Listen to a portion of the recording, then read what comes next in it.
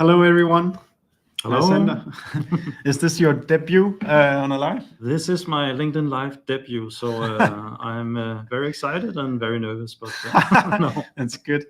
Now, Sander and I just talked about, or I suggested and Sander said yes. Why don't we just explain people how we use Reveal ourselves, our new product that actually has a strong marketing use case, but probably an equally strong use case for sales teams as well. And Sander is leading our EU, or what did you call it, EMEA sales team. And he'll show us some of the methods they use to operate the product. As usual, you can just treat this as kind of an open session. So if you sit with a question and want to ask it, just type it into the chat and let us know how you feel about it. Thank you, Laura, for cheering. Go, Sander. But Sander, maybe just for those few people in the world that didn't see the launch of Dreamdata Reveal, how do you present this when you're speaking to a customer for the first time about it? Yeah. So I think first of all, it's a new type of report or feature that I am genuinely excited about. I'm also excited about all the nice marketing features that we're adding, but I think this is the first time where I feel like we now have a report that's kind of created for my use cases too. So how we talk about this is that we're collecting a lot of data on the customer journeys, and we're now collecting engagement data, intent data from LinkedIn together with the accounts that are visiting your website, and also activities from intent sources like D2 into one place. So when it comes to kind of understanding the intent of accounts and companies, I think this is quite a unique cross-channel view that gives you an even better understanding of how much intent accounts are showing. Yeah, I think that's probably what differentiates it quite a bit from people are quite used to by now to having reverse lookup of IP addresses or IP to company resolutions. And people have their G2 and people have their LinkedIn ads. But Dreamdata's Reveal aggregates all that intent together into one list, and you can see who's heating up and ready to buy. I think we'll as something quite a bit different from how we normally do these lives. We'll do a lot of live product demo. So if there's anything particularly you want to see inside of the Dreamdata Reveal report, you can just ask us as well. But otherwise, we'll just start getting ahead with it. Anything else we need to say? How many? I think we've prepped 5 or 6 different use cases for the Reveal report, but we'll probably come up with more as we go along. But approximately 5 different use cases or tactics is what we plan to walk you through. And let me see. I share my screen. So you guys out there who are sitting and listening to us, please let me know if the screen is coming through in just a second. So I'll click here. That should be the Dreamdata Reveal. Please type in the chat if you see my computer screen. Did people writing anything? Anyway, we'll just go ahead. Looks like it's coming cool. through. Let me zoom out a little bit because it's a narrow screen here. Good. So Sander and I have just arrived to the quite famous Pied Piper demo account of Dreamdata. Now, what are we looking at here, Sander? So this is essentially a full list of accounts that have had activities in the last 30 days. What we're aggregating here is accounts with activities from the CRM, from the website, from LinkedIn, from D2 into one place. So this is kind of the rough report that we're looking at. And right now we are sorting it based on recent activities and kind of ranking it based on how engaged the accounts are. What is the first activity you would do here for yourself? I think you could maybe take a funnel approach to this and maybe start from the top of funnel from a sales perspective. And that could be trying to identify accounts that you could do outreach to, with them being, having shown interest in Dreamdata or your solution or your brand, to kind of increase the likelihood of them actually being interested in the message that you have for them. Yeah. How would you do it?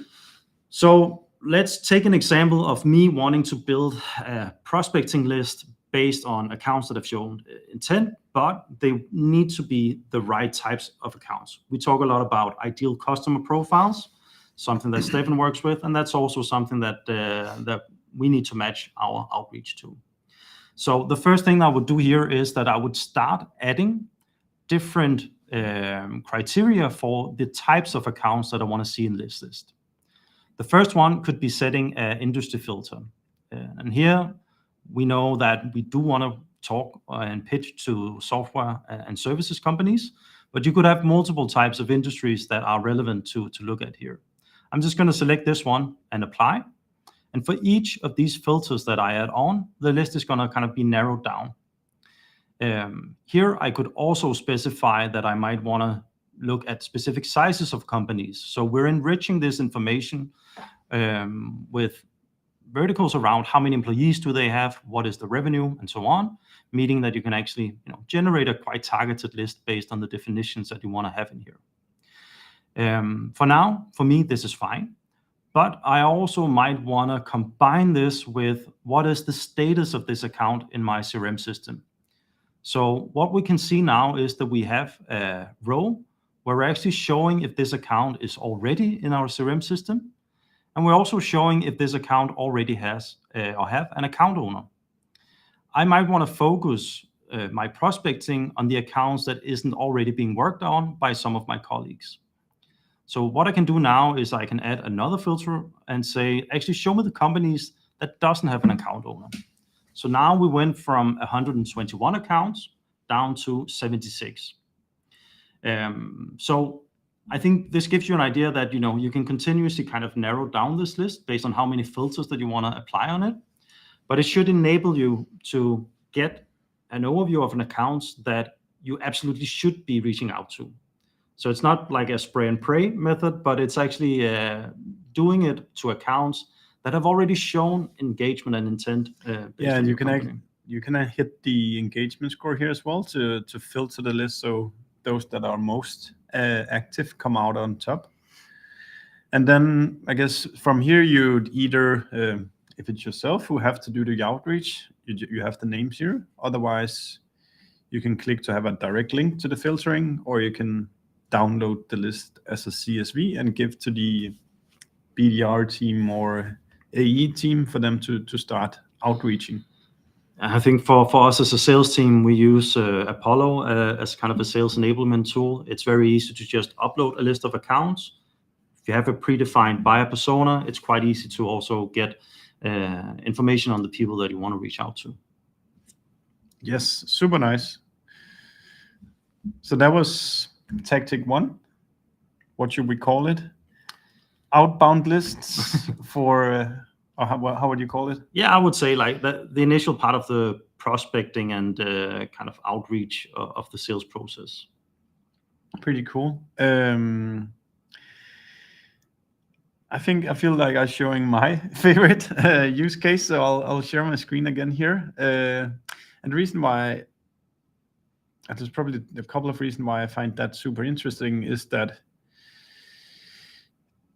I'll actually go into the content analytics section just for a little while to say why I'm doing what I'm doing. So inside of content analytics in Dreamdata, you're able to isolate the business results you have achieved in a certain time period, and then take a look at what was actually the content that accounts that bought from us consumed. So that means that you'll be able to pull up a list here where we can see what URLs is it that matter when people buy. I'll just give it a little bit of time to refresh while I head over to the Reveal tab here. So one of the things I know works extremely well for us is when people have reached our pricing page. That's not surprising. So I'll type in the pricing page here. And you can see right now there's 1,300 accounts. If I insist on them having been on our pricing page, there's only 228 of them. But these 228 actually looked at our pricing page.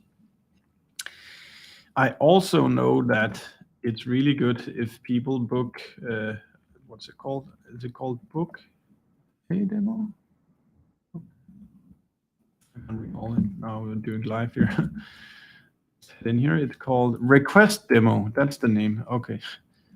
Here we go. So these are two quite strong signals of accounts that looks like they're heating up to have a sales conversation with us.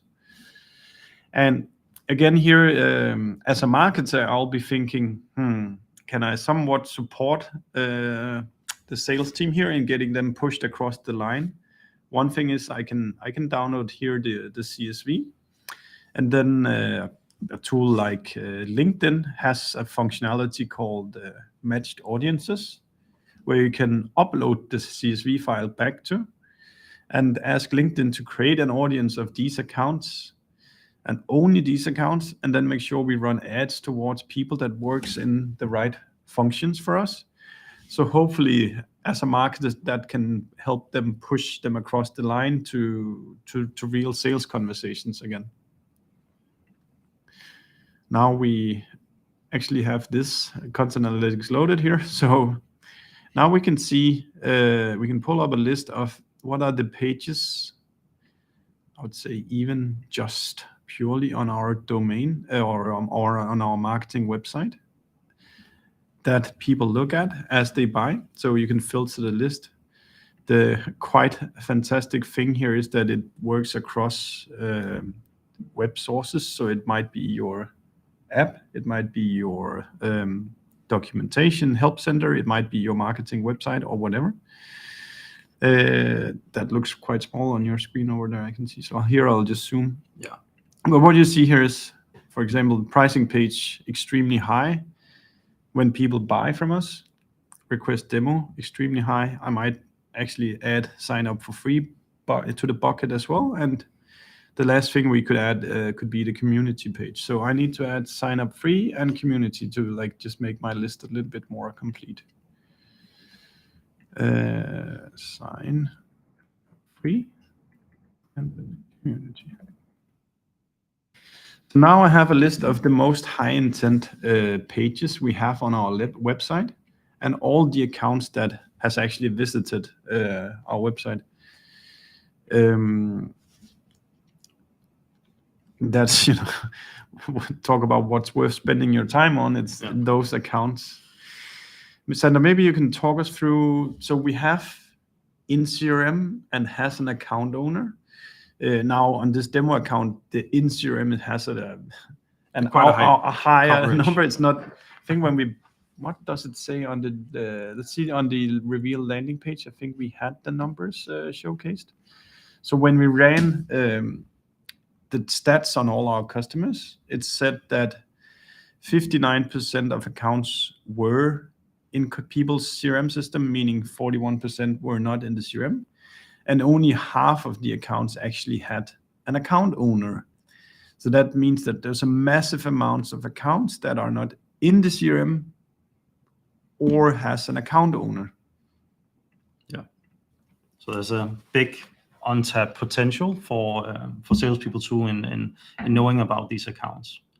I think just one last note on kind of the prospecting side. So I think one of the superpowers that I feel like Dreamdata gives salespeople is actually seeing all the marketing touch points or what has happened in a customer journey. And for each of these accounts, I mean, it's clickable. So you could go into a specific account and then see what are the exact touches or engagements they've had over the last 30 days, 60 days, or before that. So I think that can also mean that you can tailor your message and your approach based on the pages that they've actually viewed on your website or the campaigns that they have engaged with. Yeah, let's try and click one and show people how it looks. So now we go from this intent perspective into the individual account. And when you kind of, oh, that's not the most interesting one. Let's go here instead. That's what happens when you're when you're live. Let's take one that is more rich. Let's take this one. So when you prep for a meeting, how do you then use this customer journey map? Both in terms of prepping for meetings or, targeting accounts that you want to outreach to. Okay. I think it's always interesting understanding, the different touch points that they've had, if that's on the website or if it's, let's say, a Google search campaign that they've engaged with. What were the keywords they used when they looked for that specific landing page? Because it gives you an understanding of how can I actually tailor my outreach to kind of match the interest of this person. And I just from previous jobs, I would never even be close to knowing this about the customer journeys. And I think it helps a lot. Just to explain people what you see here, it's also kind of a representation of what Dreamdata do on a micro perspective, meaning that we have every single account in the data model, and then any given touch point we know of the account gets mapped into this customer journey. So no matter if it's just one person or 10 people, or in this case 55 people involved in the account, you'll be able to pull all of them up on a map to try to understand what did we know, for example, at the point of time when they bought, like I selected the stage new business here. So these were kind of the touches that were involved as we bought. You can see here also that there's emails, there's meetings, which is not a web-based tracking, but it's because we get that out of the CRM system as well. So as you sit there prepping for a meeting, you can know exactly the path that the accounts took before they ended up on this, for example, sales meeting or demo call with you. Yeah. Any questions from you listeners before we pick another use case to go through? Just type it into the chat and we'll grab onto it.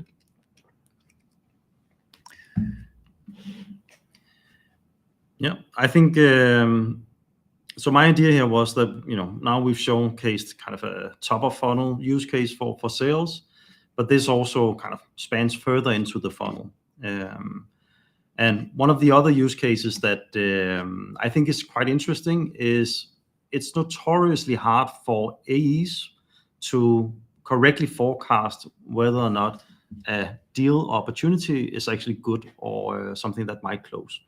Can be very hard, and usually it's down to a gut feel of you saying that.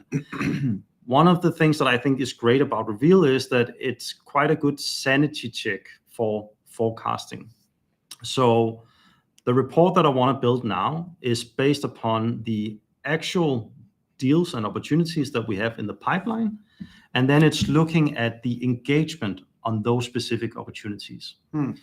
Now, press share and then you can take it. In Dreamdata, we have kind of a regional split between different sales teams. So what I might want to do first is to focus on the accounts that we own in my team.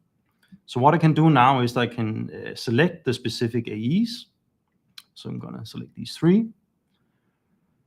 And then I can add another filter of saying, this account should have reached a specific stage in our CRM system. And stage here would be a funnel outcome or a stage in a pipeline.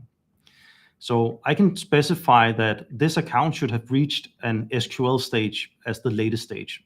So I don't want to see if they progressed on to becoming a closed won or lost deal, but SQL or pipeline entered should be kind of the last thing that happened on this account. So when we sit in our kind of internal sales meetings, talking around whether or not we want to forecast deals or not, I've used the engagement score here to kind of, do a sanity check. So for example, if we're talking about this account and we can see, well, there's a massive drop off in terms of the engagements that we're seeing from this prospect. If we have a person saying, well, I'm 100% sure that this account closes, well, maybe there's something that we are missing from that view, right? So I use the engagement score also to identify accounts that we need to, take an extra look at to kind of understand why is this trend happening. Super nice. Actually, I started recalling another use case that I maybe more from a marketing point of view care a lot about, and that is actually the only way for my marketing to have our marketing to have a positive return on ad spend or return on investment is that if salespeople actually work on the accounts that show intent, and that is, to me, that is truly expressed here, whether have we assigned account owners to the accounts or not. And we don't have to assign account owners to all accounts. But again, if we go a little bit by the narrative of trying to make sure that at least the ideal customers, they do have an account owner, I can select here what is the size of companies we want to deal with, say 250 to maybe 10,000. So that is kind of the ideal size of our customers. And it's actually not looking too good here, because only 37% of the right size of accounts right now are actually being chased by the sales team.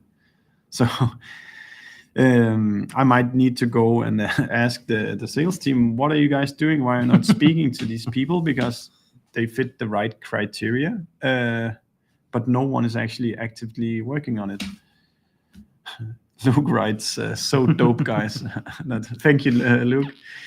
Let's maybe just play a bit more around the filters here. So it could also be that you could imagine saying, hey, we ran this big, just to use a big Black Friday campaign. You'd actually be able to say, let me isolate that Black Friday campaign and see how many accounts did that actually push to come to our website. Can I do the sales? It could also be if we've had a webinar or a physical event. Yeah, we could actually see the engagement of those accounts afterwards. Ooh, can we write? I want to write Sester here. Is that a campaign for us? I think it is. Yeah, so our sales team were in Saster, and when was that? Just a month ago? Yeah, a couple of weeks back. So we can see, I guess, where some of the demo data is coming from, but the last 7 days it's fallen off the radar. But it's actually a really good point, Sander, to see whether where you had a spark, whether they then continue their interest or not. What else we got? On normal bigger accounts, you can go extremely granular. You can go by industry, country, annual revenue, whether they've reached stages or not. I think a quick one I normally do is this kind of, whether to sort by, I want to see the accounts that doesn't have an account owner, and I want to study why are we not working on these accounts, either from the sales team or from a marketing perspective. Yeah. Cool, let's see. No more questions. Luke, have your team started using Reveal? And if so, how? Or do you have any questions to how to utilize it? Let's see if there's any kind of last things we would need to showcase.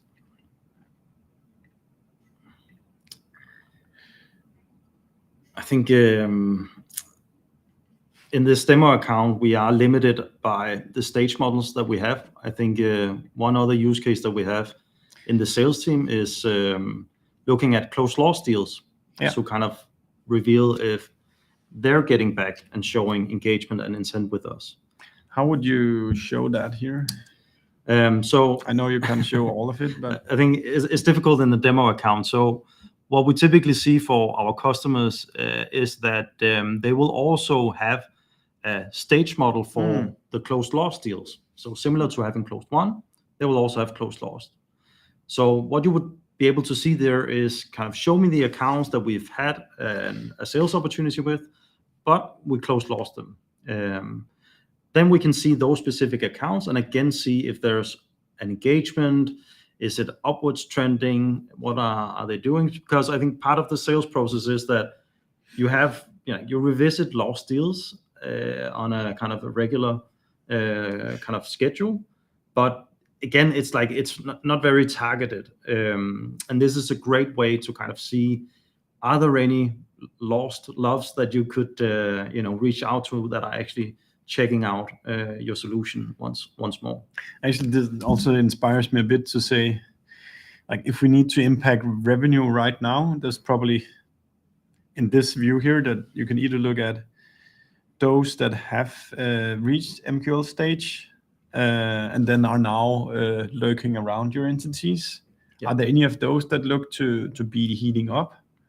Or the negative side of the story, any of the ones that are like really close to buying, that has gone completely cold and not moving in the sales pipeline anymore? A few last things maybe to show. I just wanted to show you this. On our blog, you'd find this blog post called 5 Use Cases for Dreamdata Reveal. I think we've walked through most of them, but as a recap of what we've talked about here, you can just head into the blog to find them, and then you can use them on your own company. I think that's pretty much what we wanted to show you right now. Yeah.